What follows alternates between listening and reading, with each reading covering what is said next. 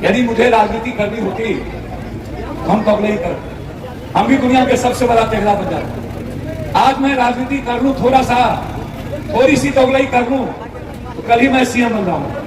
मैं अगले बार ये निर्णय लिया था कि मैं पूर्णिया नहीं छोड़ूंगा, लेकिन पूर्णिया से हारने के बाद आप याद करिए, पटना बाढ़ आया, हम हार भूल गए। मधेपुरा के लोगों ने विधानसभा में केस भी थी, हम नहीं जा सके, जिसके चलते कहा पप्पू जी चुनाव नहीं लड़ रहे, जिन कारणों से हम हार गए। 5 किलो अनाज पर कब तक वोट दीजिएगा? कब तक पप्पू यादव को रोड पे रखिएगा? हम रोड पर रहे तब भी दुनिया के लिए जिए, हम एमपी एमएलए ना रहे तब भी दुनिया को बांटे, हम एमपी एमएलए ना रहे तब भी अपराधियों को मिटाए, हम एमपी एमएलए ना रहे तब भी पीएम सीएम से लड़े। उसी सीमांचल मेरा घर है और मेरे ही घर पे कोई हमें औकात बताए तो आप अपने पुत्र को, अपने भाई को सदन में ले लेना।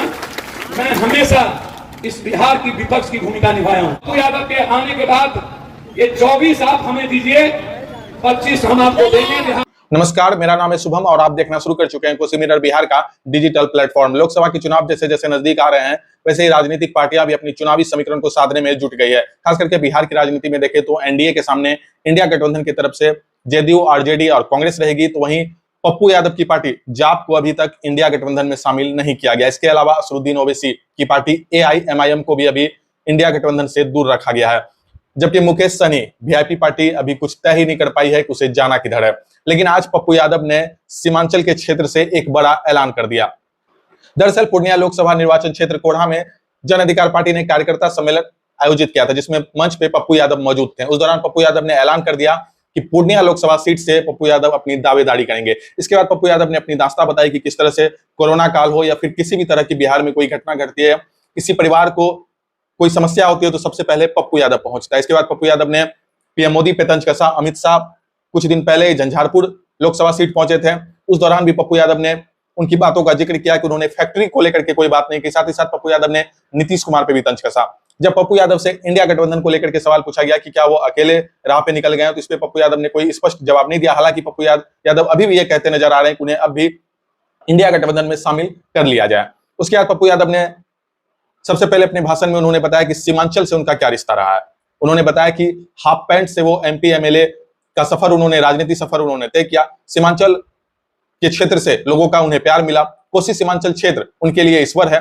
इस तरह की बातों से पप्पू यादव ने अपना संबोधन शुरू किया। इसके बाद पप्पू यादव ने कोरोना काल पे भी जिक्र किया। पप्पू यादव ने कहा कि कोरोना काल में लोग मर रहे थे लेकिन कोई ध्यान देने वाला नहीं था, एमपी एमएलए सब सोए हुए थे। इसके बावजूद एकमात्र अकेला पप्पू यादव था जो कोरोना काल में भी सड़कों पे लोगों की मदद कर रहा था। पप्पू यादव ने वो दिन भी याद किया जब पटना में बाढ़ की भयावह स्थिति आई थी। उस दौरान भी पप्पू यादव का काफी ज्यादा वीडियो वायरल हुआ था, जब वो बाढ़ में खुद लोगों की मदद कर रहे थे। वो वीडियो काफी ज्यादा वायरल हुआ था। आज पप्पू यादव ने उसका भी जिक्र किया। पप्पू यादव ने कहा कि जब पटना में बाढ़ आता हो या फिर पूरे देश में कोरोना की एक भयावह स्थिति आई थी, उस वक्त भी एकमात्र पप्पू यादव था जो लोगों की मदद कर रहा था।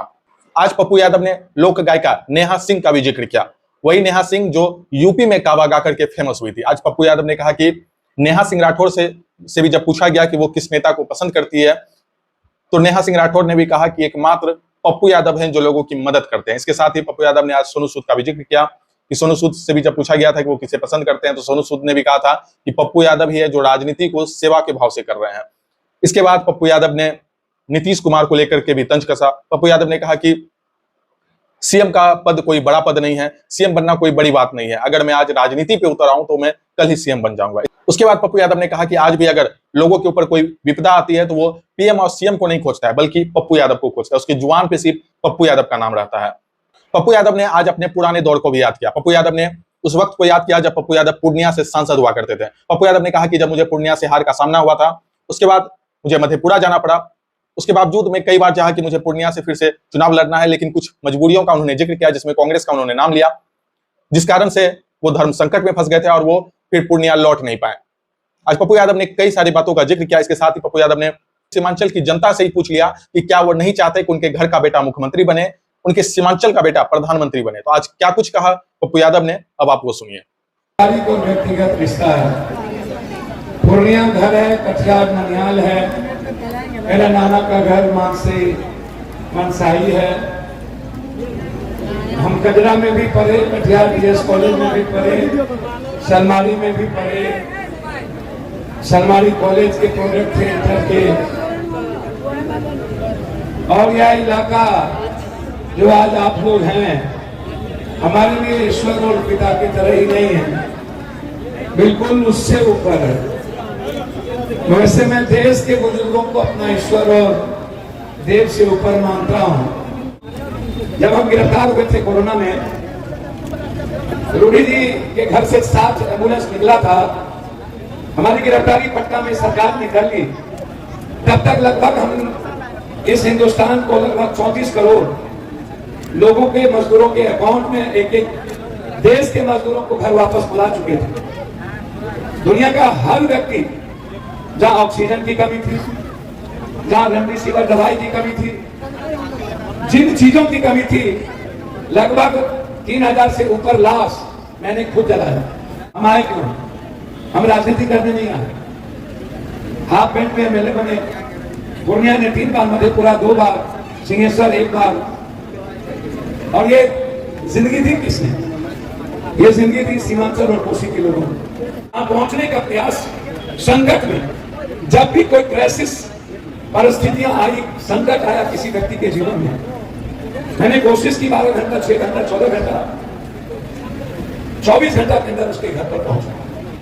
जब हम गिरफ्तार हुए थे तो पूरी दुनिया ने लिखा था release Pappu Yadav, release Pappu Yadav, release Pappu Yadav. शायद आज तक वर्ल्ड के इतिहास में यह सौभाग्य प्राप्त आपके पुत्र को हुआ, जिस दिन मेरी गिरफ्तारी हुई तब से लेकर के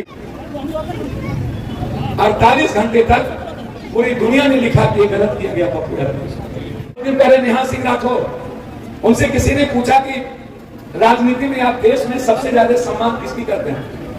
तो बोला एक ही व्यक्ति है इस देश में, पप्पू यादव, जिसको मैं भगवान मानता हूं। आज से 3 दिन पहले सोनू सूद से किसी ने पूछा कि राजनीति में आप सबसे ज्यादा सम्मान किसका करते हैं? बोला इस देश में किसी ने राजनीति से अलग हट राजनीति को सेवा बनाया, एक ही इंसान है, वो है पप्पू यादव। जब कोई ऐसी परिस्थितियां आई, अब आप हमको बताइए, बिजली के सवाल पर जिस डीएसपी ने गोली चलाया, पप्पू यादव नहीं होता, उस डीएसपी की पैरवी इतनी थी आप अंदाजा नहीं कर सकते थे। मैंने प्रूव किया कि डीएसपी के बॉडीगार्ड ने गोली चलाया और ये जांच में आ गया। सारे जनप्रतिनिधि, मुखिया, ब्लॉक प्रमुख, नगर सभापति, सब पर केस कर दिया। तब कहां चले गए नेता लोग? कांग्रेस के नेता इसी कटिहार से, माले का नेता इसी कटिहार से। जो लोगों को गोली लगी उनके शरीर को कोई छोड़ने वाला नहीं था। किशनगंज नदी, सलबारी नदी, सिल्लीगुड़ी में जाइए, उस नियाज की मां से पूछिए उसकी इलाज कैसे हुई।